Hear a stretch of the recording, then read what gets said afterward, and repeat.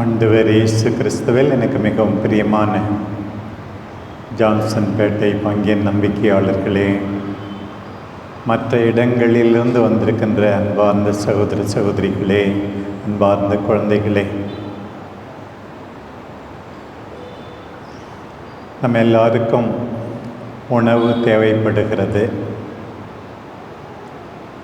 உடுத்த உடை, இருக்க உறைவிடம் எல்லாம் தேவைப்படுகிறது. நமக்கு உயிர் கொடுத்த இறைவன் நிச்சயமாக நம்மை காப்பாற்றுவார் என்று நாம் நம்புகிறோம். மரம் வச்சவன் தண்ணி ஊற்ற மாட்டானா என்று சொல்லுவார்கள். அதே போல இறைவன் நம்மை அக்கறையோடு பார்த்து கொள்வார் என்பதில் சந்தேகம் இல்லை. நம் உடலுக்கு உணவு, இதை தாண்டி நம்முடைய உள்ளத்துக்கு உணவு தேவைப்படுகிறது என்பதை மறந்துவிடக்கூடாது. ஆமோஸ் இறைவாக்கினர் நூலிலே 8ஆம் அதிகாரத்திலே வாசிக்கிறோம். நாட்கள் வருகின்றன, அப்போது ஒரு பஞ்சம். என்ன பஞ்சம் தெரியுமா?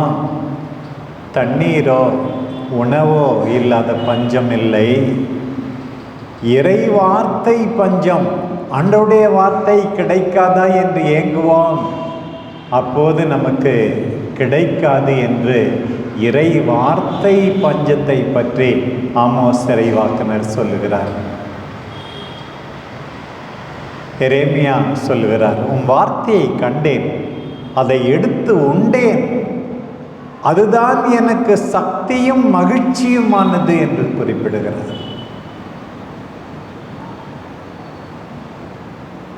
இணை சட்டம் 8ஆம் அதிகாரத்திலே சொல்லப்பட்டிருக்கிறது.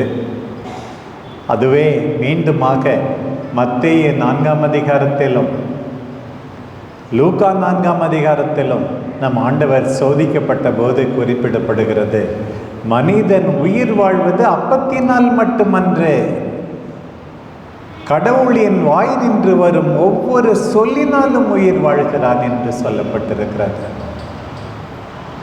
உலக உணவு மட்டும் போதாது, ஆண்டவருடைய வார்த்தை நமக்கு தேவைப்படுகிறது. பாருங்கள், யோவான் 4ஆம் அதிகாரத்தில் நாம் பேசுகிறோம். ஆண்டவர் இயேசுவே சொன்னார், நீங்கள் அறியாத, உங்களுக்கு தெரியாத உணவு ஒன்று உண்டு. அது என்ன தெரியுமா? என் தந்தையின் விருப்பத்தின்படி நான் நடப்பதே அது என்று ஆண்டவர் சொன்னார். வித்தியாசமான உணவு, ஆண்டவருடைய வார்த்தை, அவருடைய விருப்பத்தை தேடுவது, இதெல்லாம் உணவு என்று சொன்னார். இன்றைய நற்செய்தி பகுதியில் ஏற்கனவே 5 அப்பங்களையும் 2 மீன்களையும் பலுகச் செய்து 5000 பேருக்கு கொடுத்த பிறகு கூட இந்த மக்கள் கூட்டம் ஆண்டவரை பார்த்து என்ன சொல்கிறது? ஒரு பெரிய அருள் அடையாளம் நேர் இன்னும் செய்ய வேண்டும், வானத்தினின்று அருங்குறி காட்டும் என்று கேட்கிறார்கள். நம்பிக்கை குறைவு அவர்களுக்கு. எப்படிப்பட்ட அருள் அடையாளம்? அந்த காலத்திலே மோசே வானத்திலிருந்து மன்னாவை பொழியச் செய்தாரே, அப்படி நீர் இன்னும் ஒரு பெரிய அருள் அடையாளம். ஏற்கனவே நோயுற்றோரை குணப்படுத்தினார், அப்பங்களை பலுகச் செய்தார், பேய்களை விரட்டினார், நற்செய்தி அறிவித்தார். போதாதாம், வானத்திலிருந்து அருங்குறி காட்டும் என்று கேட்கிறார்கள். ஆண்டவர் சொன்னார், அன்னைக்கு அப்பங்களை பாலைவனத்திலே கொடுத்தது மோசே அல்ல, கடவுள்தான். உங்களுக்கு இன்னும் ஒரு அப்பத்தை கொடுப்பார். அது என்ன தெரியுமா? யார் தெரியுமா? நான் தான். வானில் இருந்து இறங்கி வந்த உணவு நானே. இந்த உலக அப்பத்தை சாப்பிடுகின்றவர்கள் தாகம் கொள்வார்கள், பசி அதிகமாகும். இன்றைய நற்செய்தி எப்படி முடிந்தது பாருங்கள். என்னிடம் வருபவருக்கு பசியே இராது. என்னிடம் நம்பிக்கை கொண்டிருப்பவருக்கு தாகமே இராது.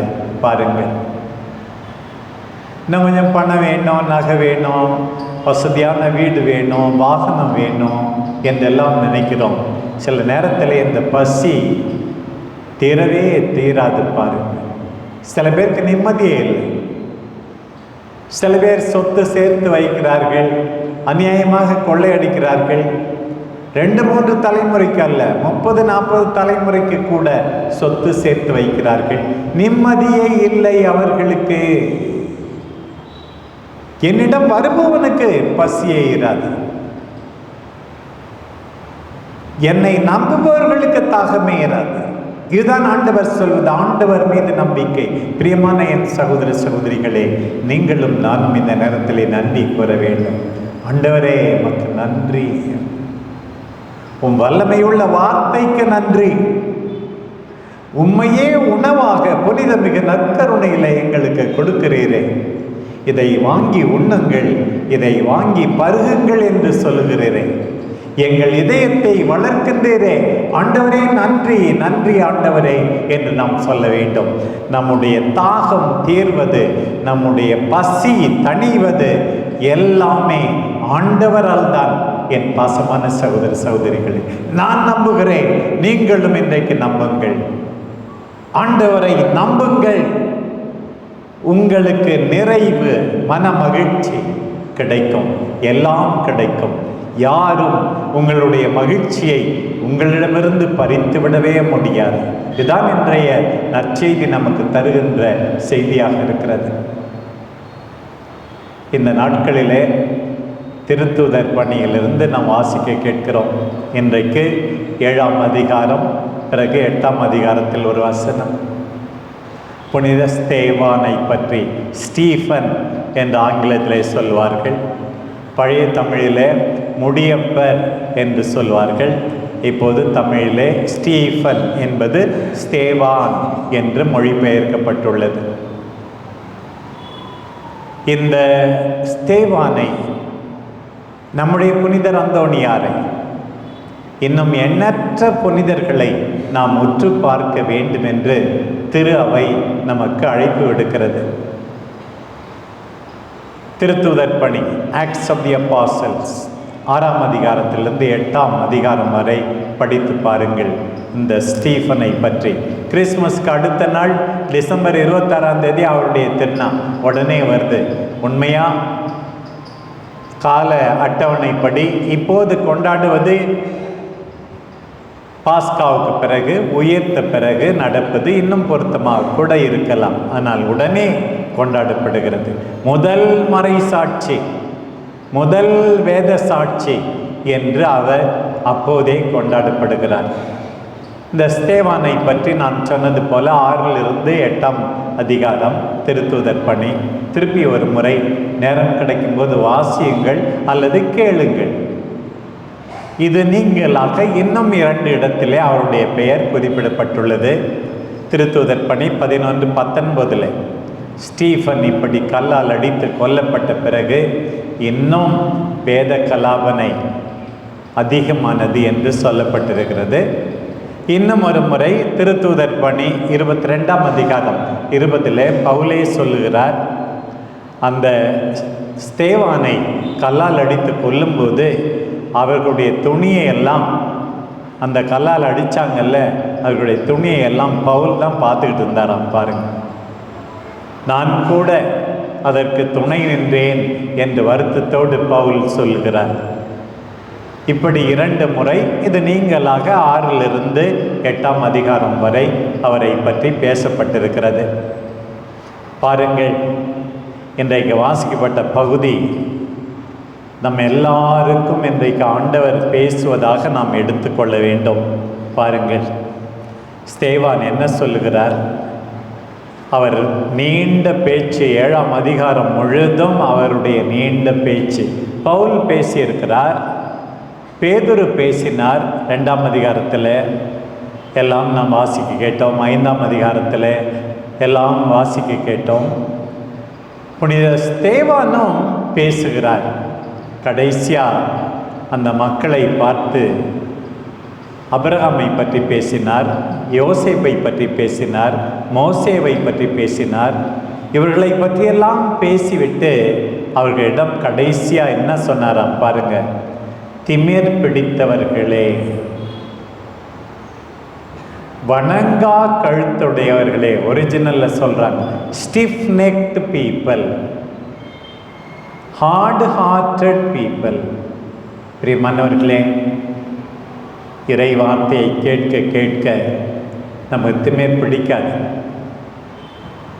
மனசு இளகி போய்விடும், மென்மையாகும், கனி உடையவராகும். இன்னைக்கு அவர் சொல்ற முதல் வார்த்தை, இன்றைக்கு முதல் வாசகத்தில் நாம் கேட்டது, திமிர் பிடித்தவர்களே. ஆண்டவரே, என் திமிரை என்னிடமிருந்து அகற்றும். அன்றைக்கு அவர் பேசினார். அடுத்து என்ன சொல்றார்? இன்றைக்கு மீண்டுமாக மொழிபெயர்ப்பிலே இன்றைக்கு வாசிக்கப்பட்டது, திருத்தப்பட்டுள்ளது. விருத்த சேதனம் இல்லாத காது, மனசு. ஏற்கனவே இருந்தது, இன்னும் அதற்கு விளக்க உரை போல நன்றாக இருக்கிறது. இறை வார்த்தையை கேட்க மறுக்கும் செவியும் ஏற்க மறுக்கும் உள்ளமும் கொண்டவர்களே. ஒரு பக்கம் உங்க காது ஆண்டவருடைய வார்த்தையை கேட்கறது இல்லை, உங்க மனசு ஆண்டவருடைய வார்த்தையை ஏற்பதில்லை அப்படின்னு திட்டுறார். உங்கள் காது எதை கேட்கிறது? உங்கள் மனசு எதை விரும்பி ஏற்றுக்கொள்கிறது? இதை பாருங்க, இந்த வார்த்தையே போதும். என் மனசு எப்படி, என் காது எப்படி? இன்றைக்கு ஸ்தேவான் இப்படி சொன்னாரே, ஆண்டவரே, ஒரு விதத்திலே பல நேரத்தில் செலக்டிவ் லிசனிங், விருப்பமானதை கேட்கிறேன், புலன் இன்பத்தை தூண்டுகின்ற செய்தியை கேட்கிறேன், பாடல்களை கேட்கிறேன், படங்களை பார்க்கிறேன். ஆண்டவரே, உம்முடைய வார்த்தையை தானே கேட்க சொல்லுகிறேன், உம்முடைய வார்த்தையை தானே என் மனசு ஏற்றுக்கொள்ள வேண்டும் என்று விரும்புகிறேன். இன்றைக்கு அவர் சொன்ன இரண்டாவது வார்த்தை, தொடர்ந்து பாருங்கள், தூய ஆவியை எதிர்க்கிறீர்கள். தூய ஆவி வரன்னு சொல்றார். உங்களுடைய தப்பெல்லாம் என்ன தெரியுமா? ஸ்தேவான் இன்னைக்கு சொல்றார், தூய ஆவியை எதிர்க்கிறீர்கள். மூணாவது சென்டென்ஸ், தூய ஆவியை எதிர்க்கவே கூடாது. அவருக்கு நம்முடைய மனசை திறந்து வைத்திருக்க வேண்டும். இறைவாக்கினரை துன்புறுத்தினீர்கள், நேர்மையாளரை முன்னறிவித்தவரை கொலை செய்தீர்கள். பாருங்க, நிறைய பேருக்கு யாராவது புத்திமதி சொன்னா பிடிக்கதில்லை. சின்ன பிள்ளைக்கு கூட ஏன் இஷ்டம், நீ என்ன சொல்றது? அன்னைக்கு மட்டும் அவங்க அப்படி செய்யல, நாமும் அப்படித்தான் செய்கிறோம். நமக்கு பிடிக்காததை சொன்னால் அது நல்லதாக இருந்தாலும் எதிர்க்கிறோம், மனத்திலே அவர்களை கொலை செய்கிறோம், அவர்கள் பெயரை கெடுக்கிறோம். இறைவாக்கினரை கொலை செய்தீர்கள், நேர்மையாளரை முன்னறிவித்தவரை கொலை செய்கிறீர்கள். இன்றைக்கு சொல்றார் பாருங்க, நீங்கள் தான் காட்டி கொடுப்பவர்கள் கொலைக்காரர்கள். நிறைய பேர் சொல்லலாம், நினச்சி பாருங்க, இன்னைக்கு நானும் சேர்ந்து நினச்சி பார்க்கணும். Are we the betrayers and murderers? யூதாஸ் காட்டி கொடுத்தான். அன்றைக்கு மக்கள் தலைவர்கள் ஆண்டவரை கொண்டார்கள். நாமும் நன்றி கெட்டுத்தனமாக வாழும்போது நாம் காட்டி கொடுப்பவர்கள், நாமும் கொலை செய்பவர்கள். அதை விட முக்கியமாக இதான் கடைசி, அப்படி தான் முடிக்கிறார். சமணசுகள் வழியாக உங்களுக்கு இறைவாக்கு கொடுக்கப்பட்டது, அதை நீங்கள் கடைபிடிக்கவில்லை. இது எல்லாருக்கும் பொருந்தும். நான் இறைவாக்க கடைபிடிக்கிறேன்னு யாராவது எந்த இறைவாக்கையும் நான் கடைபிடிக்காம இல்லைன்னு சொல்ல முடியுமா? சொல்லவே முடியாது. இறை வாக்கை நீங்கள் கடைபிடிக்கவில்லை. இப்படித்தான் அவருடைய பேச்சு முடிந்தது. திருத்தூதர் பணி 7ஆம் அதிகாரம் முழுதும் அவருடைய நீண்ட பேச்சு பாருங்க. அதுவும் இன்னும் 6ஆம் அதிகாரத்தில் அவரை பற்றி ஆவியால் நிறைந்திருக்கிறார், ஞானம் நிறைந்தவர், வல்ல செயல்கள் புரிந்தார் என்றெல்லாம் ஸ்தேவானை பற்றி சொல்லப்பட்டிருக்கிறது. ஆண்டவரால் ஆசீர்வதிக்கப்பட்டவர். ஆண்டவரே, அந்த ஸ்தேவானை ஆசீர்வதித்தீரே.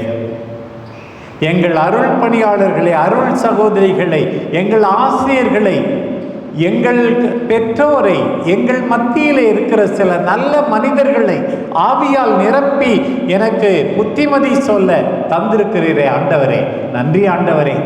இவர்கள் இல்லை என்றால் நான் கேட்டு குட்டி சோறாய் போயிருப்பேன் ஆண்டவரே. எல்லாருக்காகவும் நன்றி ஆண்டவரே. 6ஆம் அதிகாரத்தை வாசித்து பாருங்கள். தொடர்ந்து இந்த ஸ்தேவானுடைய அத்தனை குணங்களும் அத்தகையவர் தான் இப்படி கடுமையான சொற்களை பேசுகிறார். உடனே அவர்களுடைய பதில் என்ன? அவர்கள் எல்லாரும் அவர் மேல் பாய்ந்து அவரை கல்லால் எறிந்து கொல்ல இழுத்துச் செல்கிறார்கள். கல்லால் அவரை அடிக்கிறார்கள். பாருங்கள், ஸ்தேவானுடைய பதில் என்ன? ஆண்டவர் இயேசுக்கும் இந்த ஸ்தேவானுக்கும் எவ்வளவு ஒற்றுமை! அவர் மேல் சாட்டப்பட்ட குற்றம் என்ன? கடவுளை எதிர்க்கிறார், கோயிலுக்கு எதிராக பேசுகிறார், மோசேயின் சட்டத்துக்கு எதிராக பேசுகிறார்.